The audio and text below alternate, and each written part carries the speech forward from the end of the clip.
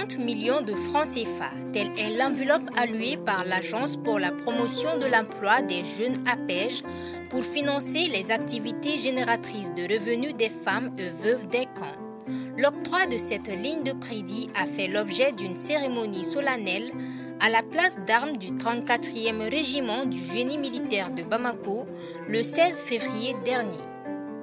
Grâce au partenariat entre le ministère en charge de l'emploi à travers l'APEJ, le ministère en charge de la défense à travers le service social des armées et l'Aïdou Wari ont mis en place une ligne de crédit en faveur des veuves et femmes de militaires.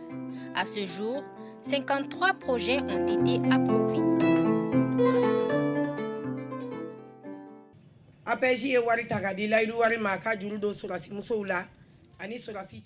L'APEJ a donné de l'argent à l'Aïdou Wari pour qu'il donne crédit aux veuves et femmes de militaires. 50 millions pour les veuves et 50 millions pour les femmes de militaires. La convention a été signée en 2014 et depuis ce jour, plus de 960 femmes ont pu bénéficier de ce prêt. Il y a des femmes promotrices, des grandes commerçantes et des transformatrices. De 2014 à nos jours, toutes les bénéficiaires ont remboursé leur crédit. Nous donnons de nouveaux prêts aux nouvelles bénéficiaires pour qu'elles puissent se dépanner. Nous leur demandons de faire comme les anciennes, c'est-à-dire de rembourser au délai convenu, ce qui permettra de nouvelles acquisitions et adhérentes.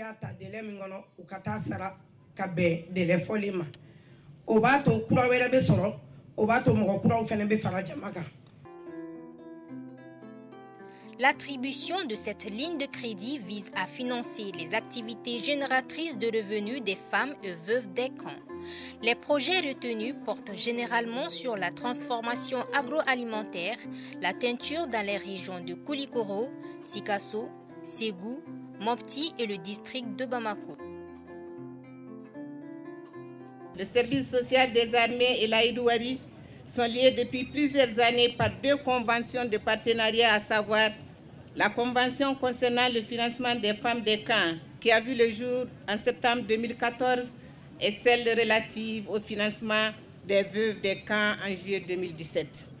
Ces conventions stipulent que les prêts soient octroyés au taux de 10%, le salaire du parrain ou la pension soit la garantie en cas de non-remboursement des prêts, le comité de crédit soit présidé par le service social des armées. Les résultats de ce partenariat ont été les suivants.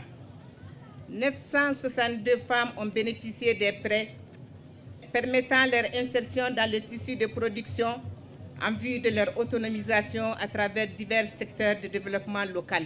962 femmes ont bénéficié de la formation afin de pouvoir créer leur propre activité et aussi d'accroître la visibilité et la rentabilité des activités existantes, avec un taux de remboursement de 99%.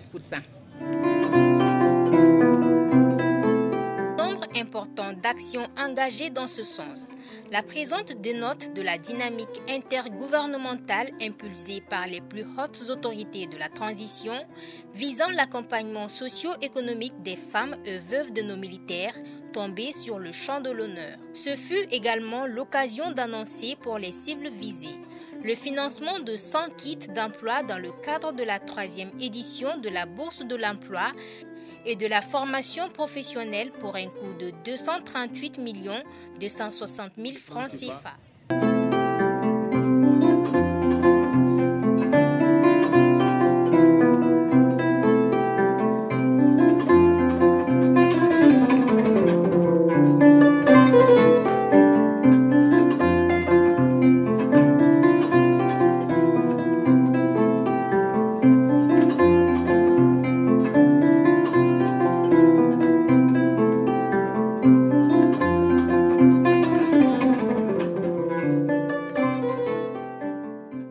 Le ministère de l'entrepreneuriat sont complémentaires en ce sens que nous assurons la sécurité du pays, des personnes et des biens, et cela ne va pas maintenant sans souvent perte en vie humaine.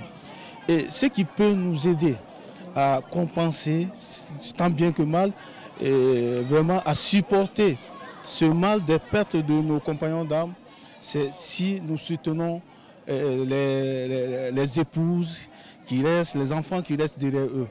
Et je crois qu'aujourd'hui, la remise en place de ces 100 millions pour permettre le financement des veuves des militaires et des femmes des camps est une très bonne chose qui permet de rehausser le moral de nos braves soldats et qui vivifie réellement cette coopération, ce partenariat que nous avons bien tissé avec le ministère de l'Entrepreneuriat national.